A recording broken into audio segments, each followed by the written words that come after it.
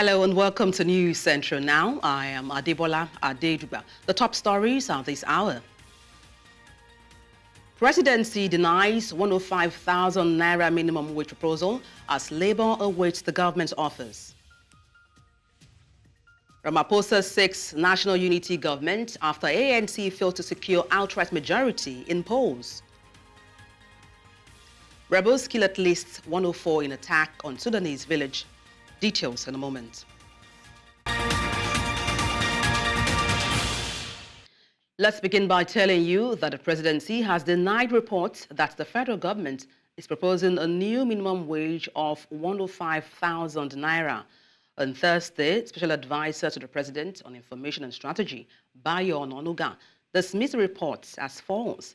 The speculation followed the presentation at the presidential villa outlining the cost implications of implementing a new national minimum wage to President Bola Tinubu.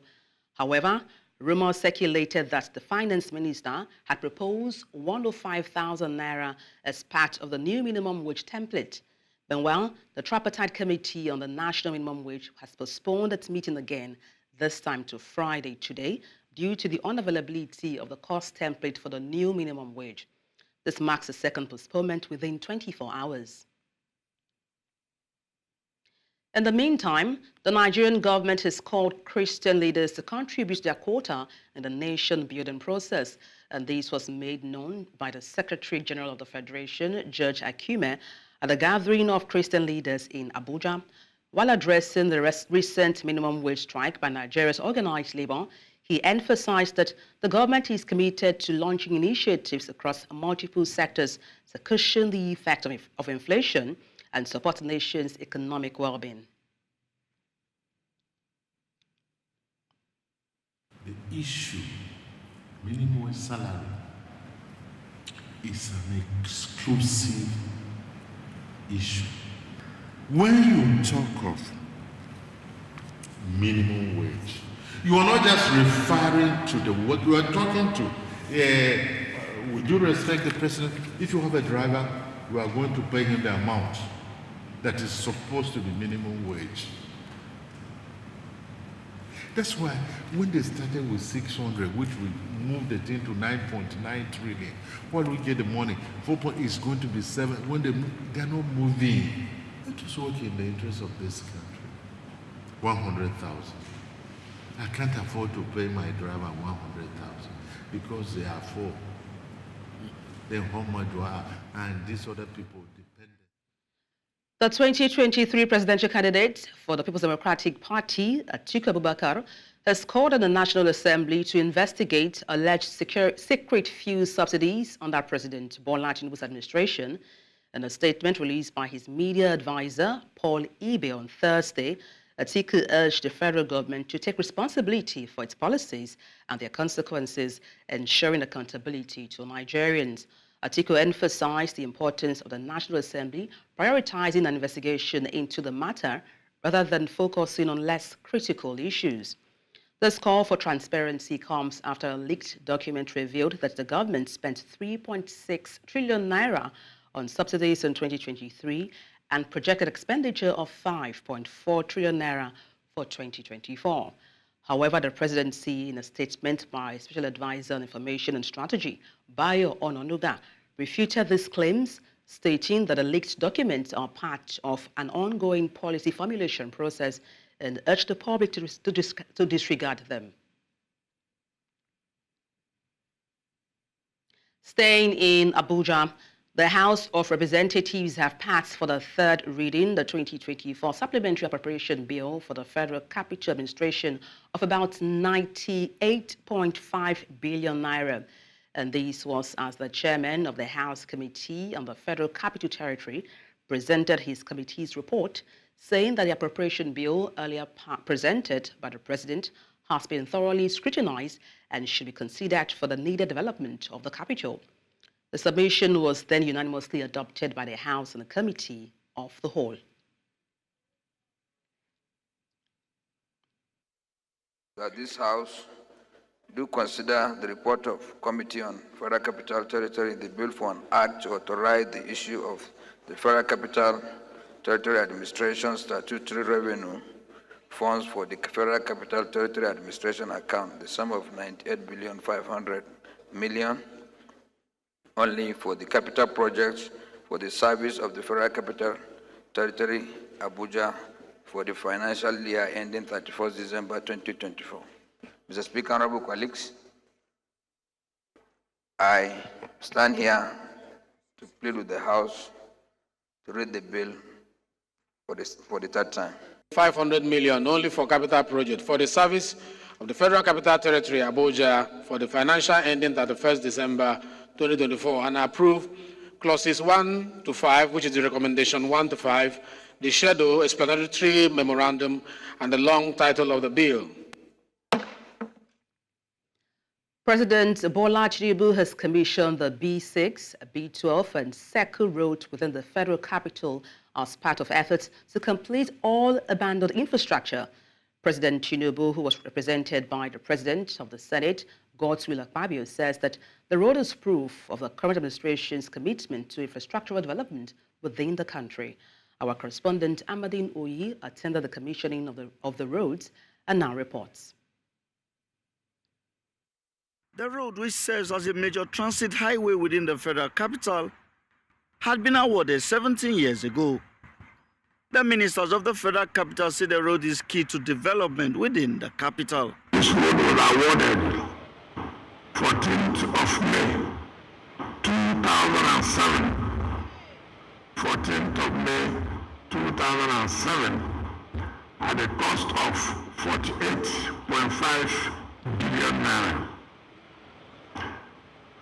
And then it was revised in January 2021 at a cost of 98.8 billion. This new road infrastructure stands as a testament to our commitment to progress and prosperity. It will not only enhance accessibility to key areas within the central district, but also contribute to the overall socio-economic development, growth and growth of our dear region. The Minister of the FCT, Nyesom Wike, says that the road is testament to the renewed hope agenda of President Bola Tinubu, which is focused on providing results for citizens. When you talk about renewed hope, a road that was awarded 2007, just 1 year of the administration of Mr. President, the road has been completed. This is what we are talking about. Leadership. Leadership is key. With the right leadership, you get the right results. Because we have the right leadership now, we are getting the right result. Everything happening here tends to renew the hope of Nigerians. I'm surprised that you pointed out that the ones we are about to commission were awarded in 2007, just about 2 weeks before I was sworn in as a governor. And I left governorship 17 years ago.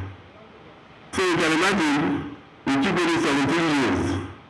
And under 1 year of Asiwaju Bola Tinubu's administration, the projects have been commissioned. The President of the Senate, who had represented the President, says that the road network will boost economic activities within the city center.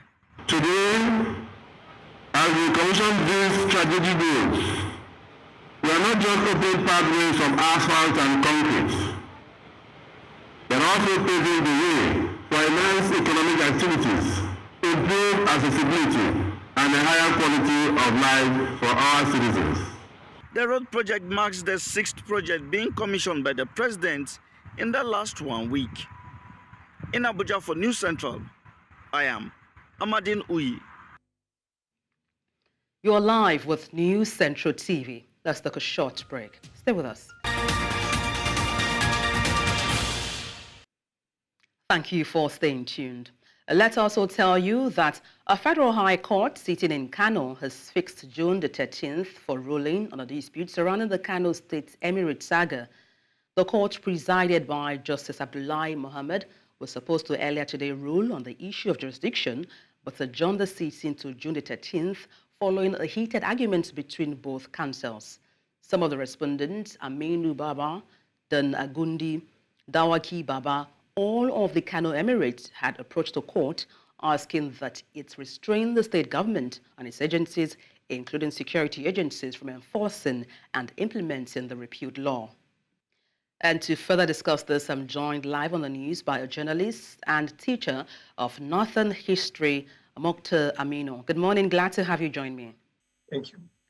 Mr. Aminu, what impacts could the court decision have on relationship between traditional and modern political structures in Kano? Actually, the traditional institution has been in existence for more than 1,000 years, and it has developed a cordial relationship between people and the emirate.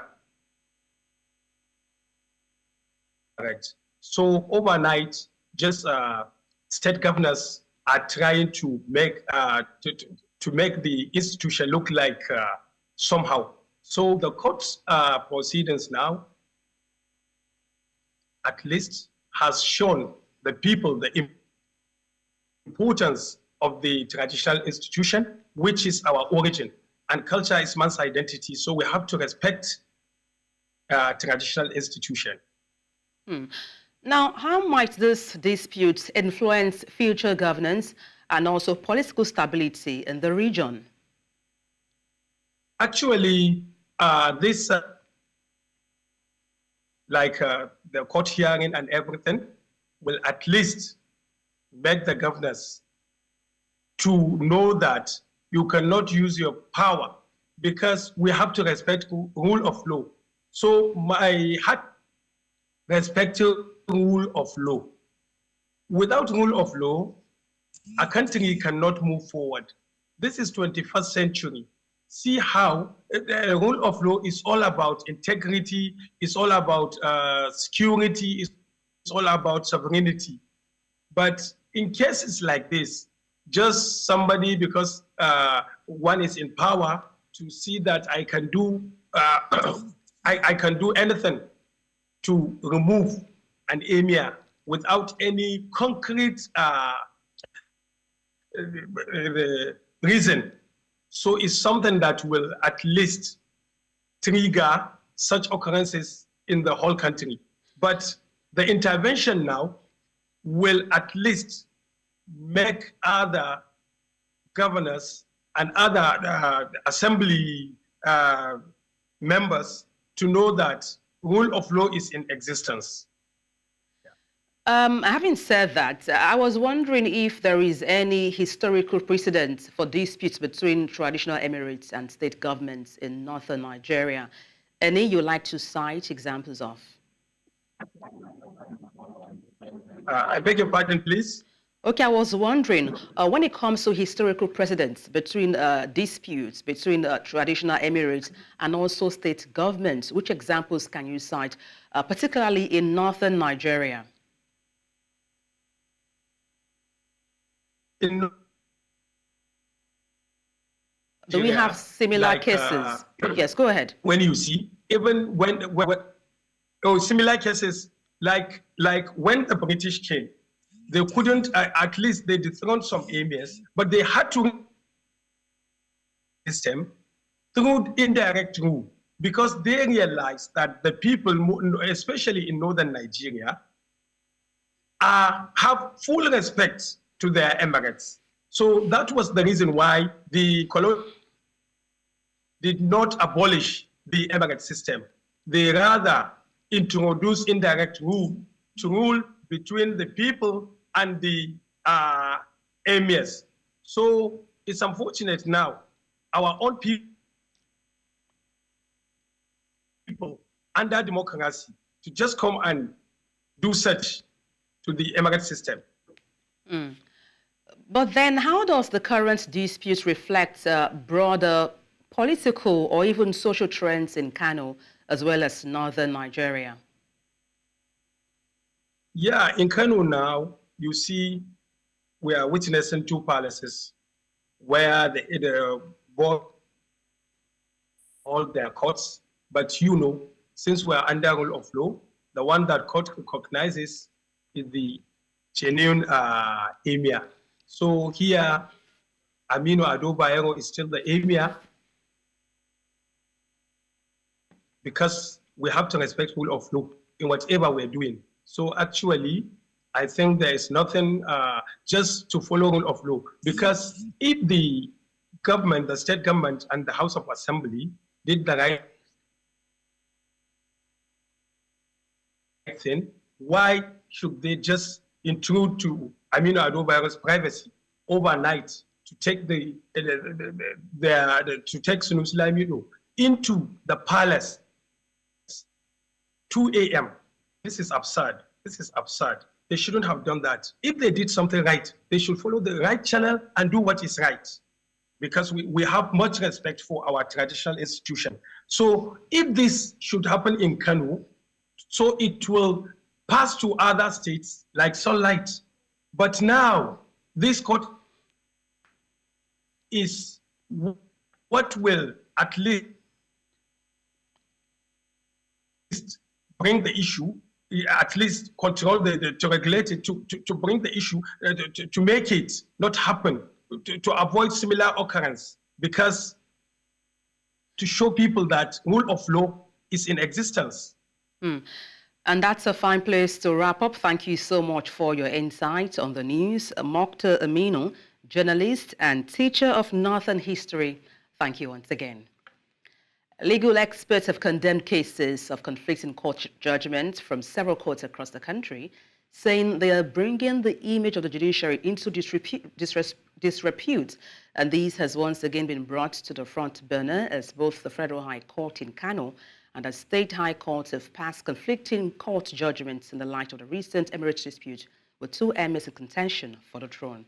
Marvelous Obomanu spoke with some legal practitioners and files in this report. The issue of conflicting court judgments in Nigeria has become a problem for the nation's justice sector, as it has eroded the trust and confidence the public has on the judiciary.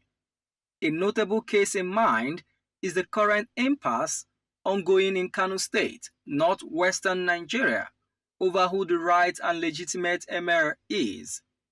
Two high courts, the Federal High Court and the Kano State High Court, have given conflicting interim injunctions regarding the impasse between the reinstated Emir Muhammad Sanusi II and the dethroned Emir Aminu Ado Bayero.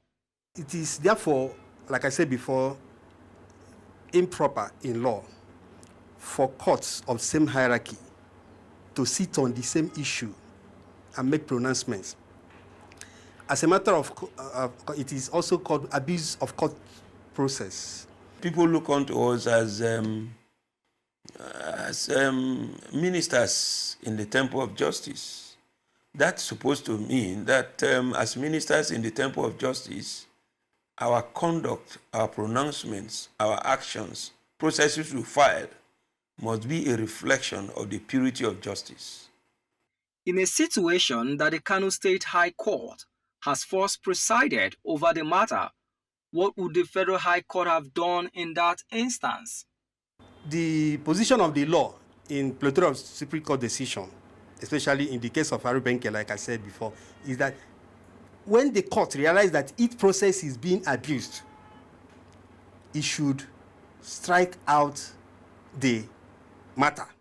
The Chief Justice of Nigeria has summoned the Chief Judges of both courts to appear for a resolution on the matter, despite details of the meeting not being made public.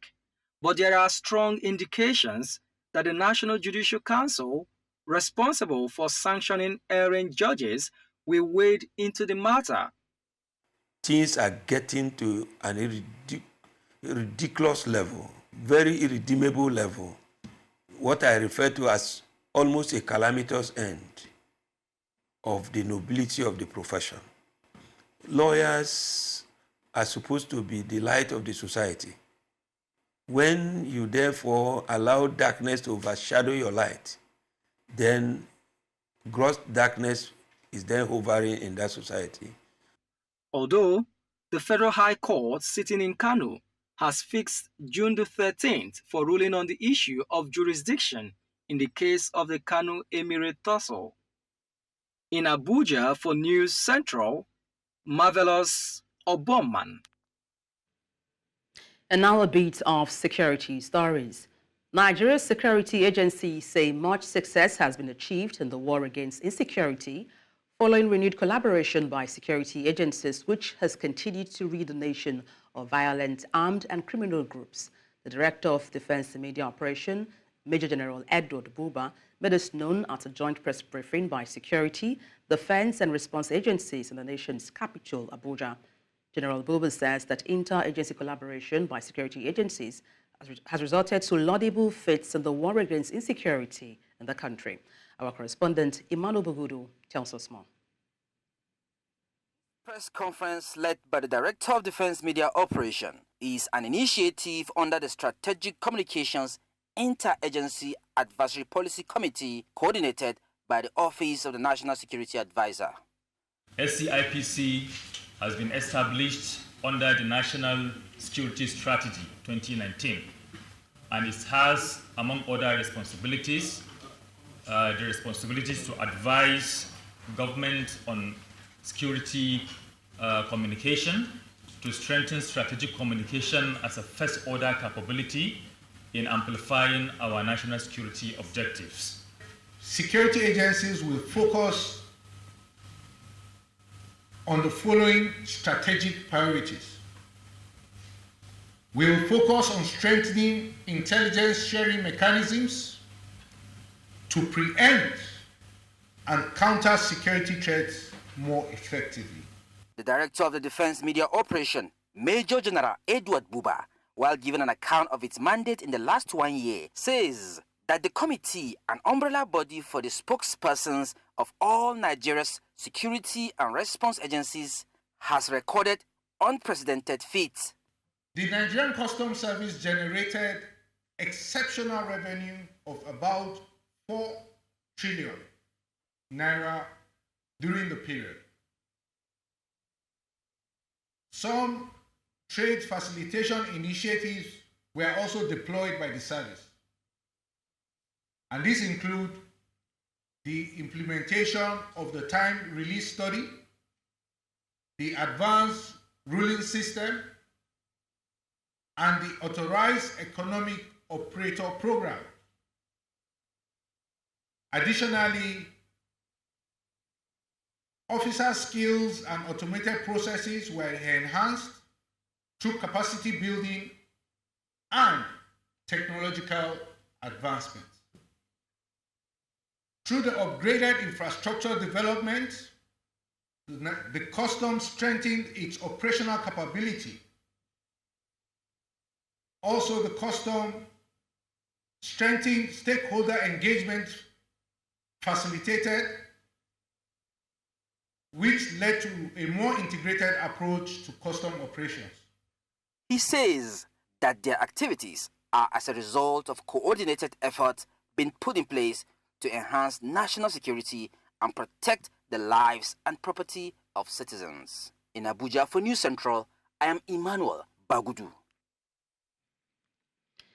In an effort to enhance the implementation of child protection law in Borno State, stakeholders brainstormed at a child rights protection symposium organized by Save the Children, the Faculty of Law at the University of Maiduguri, and the Borno State Child Rights Implementation Committee. The symposium highlighted the importance of strengthening community engagement and dialogue to ensure the protection and well-being of children in the region. Our correspondent, Umaru Kirawa, tells us more. It is time for school, and these youngsters were spotted playing football. An unfortunate situation of most children on the street whose parents were murdered during the Boko Haram insurgency. Stakeholders here discuss strategies for increasing awareness of child rights, promoting positive parenting practices, and building partnerships with local communities to prevent and respond to child abuse and exploitation. The right to education should be a justiciable right of every child. This is because Nigeria has enough resources to give free education to every child. Let's join hands in making sure that these children in the streets, through community dialogues and through implementation of the child protection law, which I am very much sure, if fully implemented, the child protection law will give a very serious protection to all children in the state. The children have to participate so that they will know that these rights accruing to them exist, and the whole community should be involved. They emphasized the need for increased awareness and education on child rights, as well as the importance of fostering a supportive and protective environment for children. This symposium serves as a platform to reaffirm our commitment to ensure that every child is supported and has enjoyed the fundamental rights that are enshrined in the Constitution of Nigeria. We can develop pamphlets on issues of female genital mutilation, on forced marriages, on child protection. We can do it. So we have a lot of experts that are specialists in child protection law. We'll continue to partner with Save the Children, with the Ministry of Borno State Ministry of Women Affairs and Social Development, steering the wheel, and the child protection area of responsibility to ensure that all children in Borno State are protected. The protection of the children's rights is unarguably the most important component of a secured future of our children, our communities, our state, and Nigeria, and entirely the world.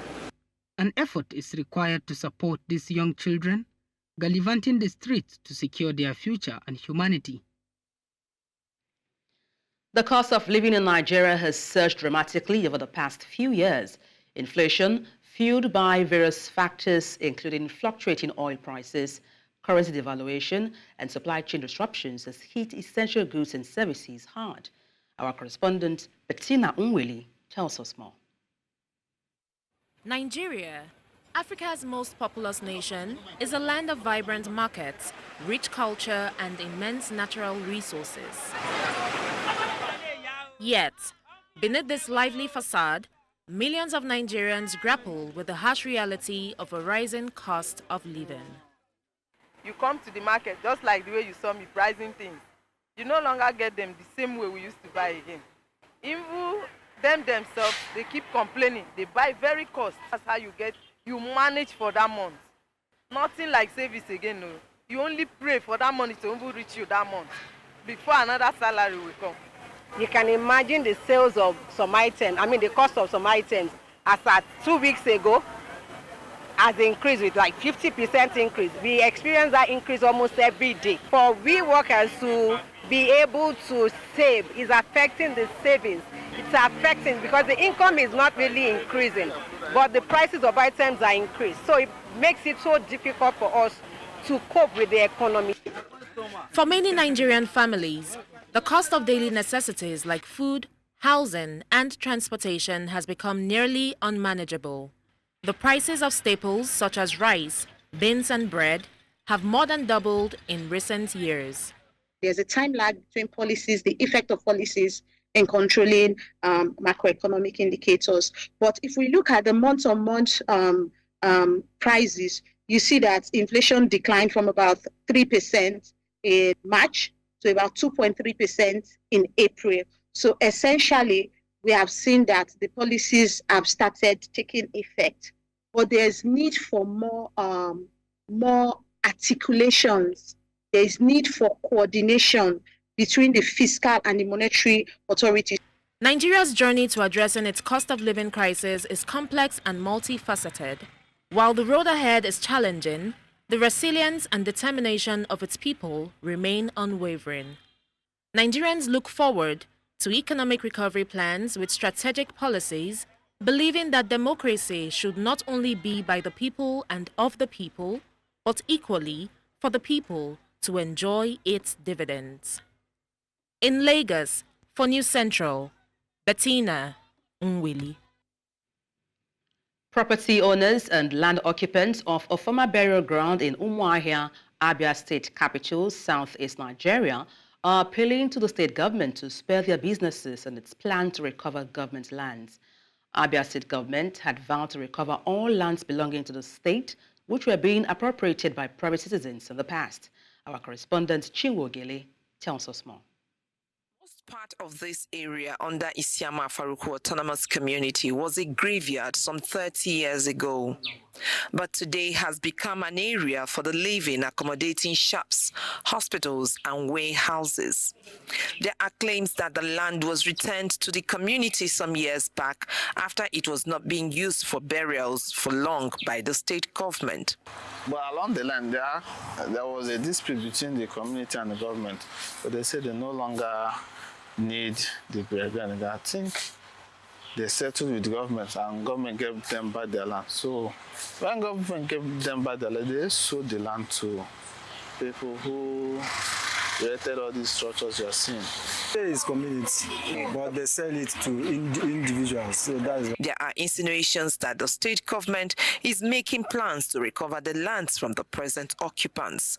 The Commissioner for Lands and Housing in the state, Kano Emirate, in a telephone chat, said government is yet to commence recovery or eviction of anybody from the lands. However, the current owners and tenants of the lands are asking the state government to reconsider its position on that in order to avert its rippling effects. I would feel so bad because number one, I'm making my business here. I don't know before that here is burial ground. I'll be working again now. And again, it's not only us again, other people. But this hospital here, there will not be hospital here again now. So, and it will take people's life. So government should consider us. Definitely business will close. Because if you take the land, how will I do the business again? There's also the curiosity of the people on what government proposes to use the land for. In another chat with the President General of Isiama Faruku Autonomous Community, Mr. Obioto, he said government must have recourse to the community anytime he recovers the lands because they belong to the community. Handle the land initially, then at the time, they release it to Isiama Fara. Then now, if I thought that they want to acquire it, that means they have to have a serious meeting with Isiama Fara, more especially His Royal Majesty. There are 2 privately owned hospitals and so many other business concerns now standing in the once known burial ground in Omaha, which will be affected if government evicts the occupants. In Omaha for News Central, Chinwe Ugele. Coming up, at least 104 killed in Sudanese village attack. We have details shortly. Join us again.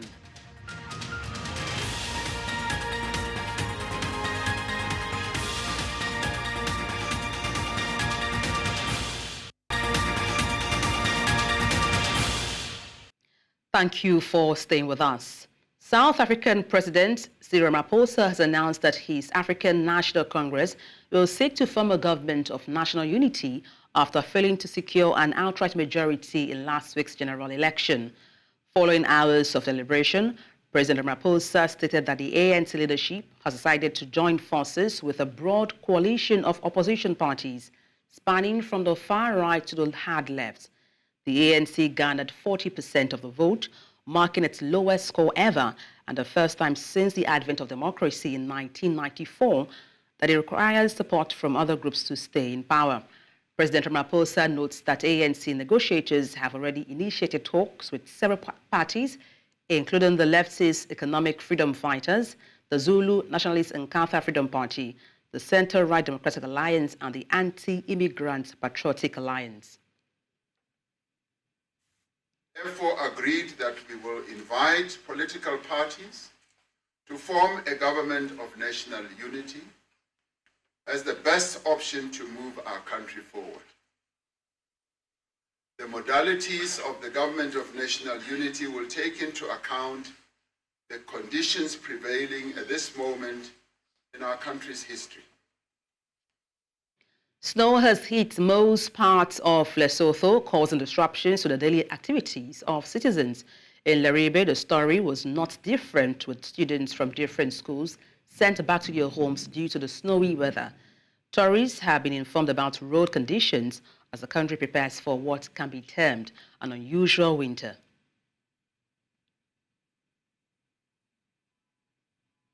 And to talk about this, I'm joined by a climate activist, Miriam Lesala. Good morning. Glad to have you join me.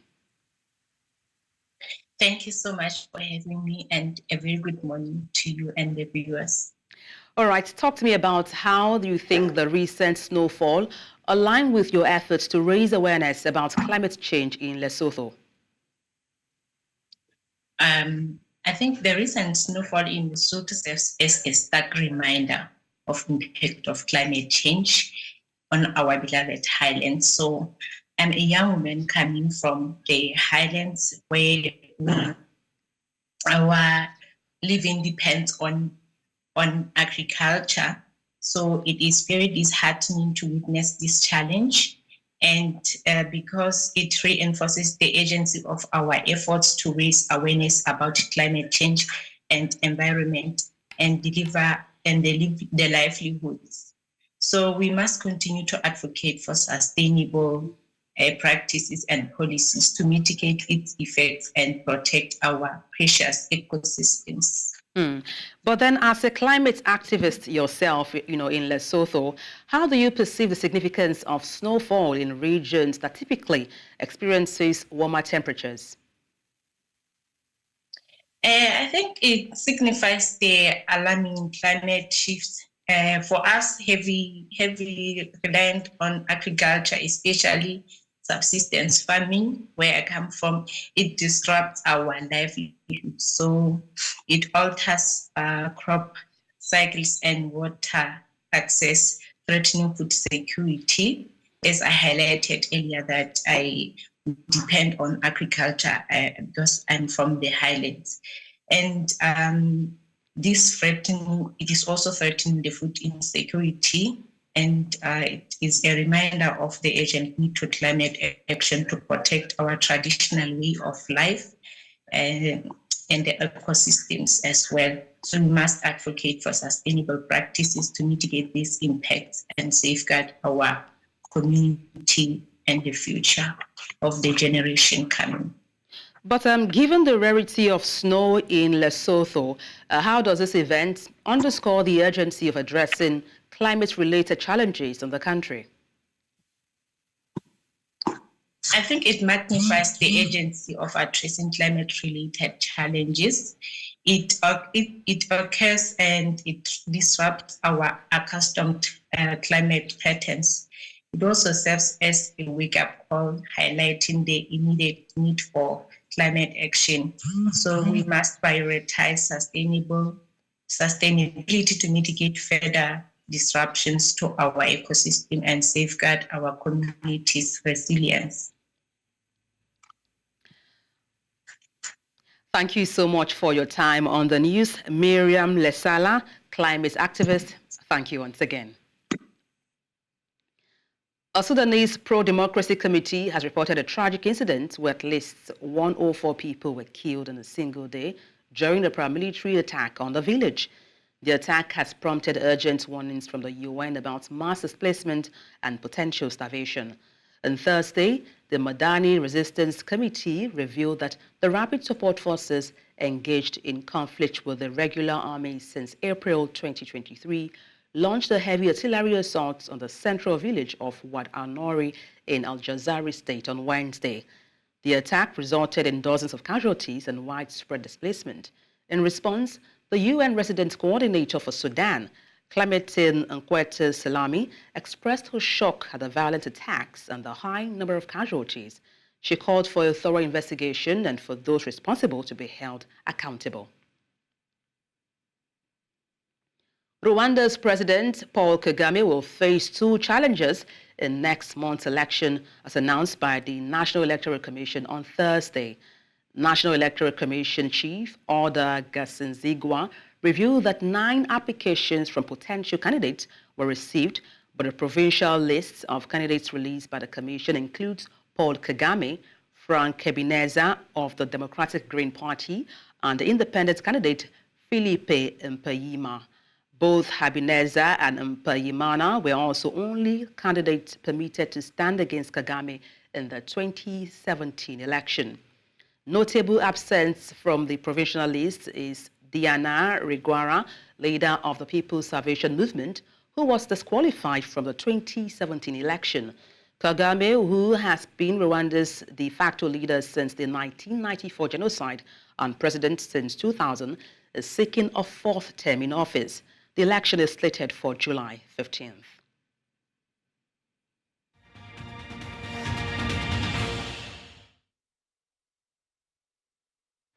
Despite U.S. President Joe Biden's new executive order to better control the influx of migrants at the U.S. southern border, migrants are still pouring into some remote areas, such as Jacumba, California. Under Biden's plan, which went into effect on Wednesday, the government will suspend the right to claim asylum, with few exceptions if the number of people apprehended between the ports of entry exceeds 2,500 people for 7 straight days. However, the executive order announced on Tuesday does not apply to unaccompanied minors and allows the government to make exceptions in cases of urgent humanitarian needs. Porque no estoy de acuerdo con el partido político que está gobernando mi país y he recibido bastantes amenazas. Entonces, por eso. Pues las personas lo van a intentar, a ver si se les puede dar la oportunidad o no, porque pues la calidad de vida en otros países pues es bastante difícil. Y pues como ves lo que te dije ahorita, que hay gente de muchísimos países. Entonces no es solo un país, sino que ya pues creo que es una cuestión a nivel mundial. De Guatemala, Ecuador. De Guatemala llevamos 20 días. 20 días. 20 días. 20 días. Para llegar acá. Gracias a Dios ya estamos acá. Yeah, it might changes who and how many and all this stuff. It changes every day, but in the end, the reality is the same: is that this is the Exodus. This is people coming to the Promised Land. You understand? They're not invading. Nigeria's Football Federation President Ibrahim Gusau has addressed recent allegations of ill treatment towards the Bafana squad during their stay in Nigeria. Gusau denied any mistreatment, stating that the visiting team was accorded the highest level of hospitality and respect. He emphasized the importance of fair play and sportsmanship in international football, reaffirming Nigeria's commitment to upholding these values. Gusau provided clarity on the availability of former Nigerian footballer Daniel Amokachi for the upcoming clash against South Africa in Uyo. He confirmed that Amokachi will indeed be available to support the national team in any capacity required. Looking ahead to the anticipated match against South Africa, Gusau expressed optimism and high expectation for the Super Eagles of Nigeria. Of God, we are ready to face the challenge tomorrow, and I want to use this medium to assure Nigerians that by the grace of God, we are going to come out victorious tomorrow. Nobody slept at the airport, so you should verify your story. Their aircraft landed in Port Harcourt for them to go through immigration process. You know, Uyo airport is not an international airport yet, so after their immigration process, it was late in the night. There was no way they can fly to Uyo, because there are some repairs going on, which every airline company is aware of. And then basically we try to make sure that we give them a comfortable place to put up the night. And today by 9 a.m. we took them back to the airport and they were now in Uyo. So everything is fine. Nobody slept at the airport. Thank you very much. Well, Daniel Mokachi can have some issues to stay for him to stay, to take an excuse. The Black Stars of Ghana secured a crucial 2-1 away victory against the Eagles of Mali in their 2026 FIFA World Cup qualifiers on March Day 3. This win marks Ghana's first competitive away victory since 2022, when they defeated Zimbabwe in a 2022 FIFA World Cup qualifier in South Africa. It also breaks the 10-match winless streak across all competitions.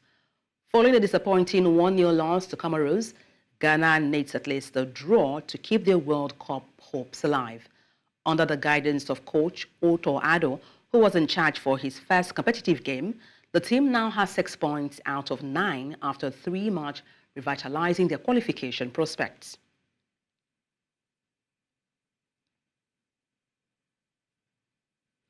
The 2024 NBA Finals began with a dominant 107-89 Game 1 win by the Boston Celtics over Dallas Mavericks.